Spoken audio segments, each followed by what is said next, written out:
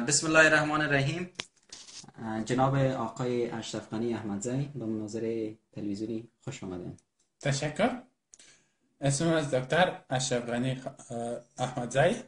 من اشار غلغل هستم و متفکر کل جهان که من سر خود دیگه نره ندارم. من به کلگی ای بیان. بسیار خوب.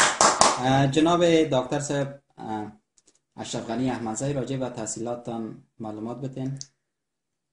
تحصیلات من در لندن شده، در امریکا شده، در پاکستان زیادتر تحصیلات من که در پاکستانی ها شده که او دشمن افغانستان نیست بلکه دشمن امریکاست. ایران همچنان همطور افغانستان کلگی دوست داره. به خاطر چی؟ معدنهایش هست، پیسه هایی که 60 میلیون من یک چند روز پیش یادآورم شد از من که 60 میلیون آوردم به افغانستان، اما من نمیفهم چه شده یا بسیار خوب. جناب آقای اشرف غنی احمدزی، شما خط دیورن به رسمیت میشناسین؟ او گپ بدیست، او فعلا گپ بدیست. باز دربارش انشاءالله ما شما صحبت بکنیم. من یک دفعه خیلی پاچه شم، اگر پاچه شدم من کل چیز براتون نشان میدم که چی هست.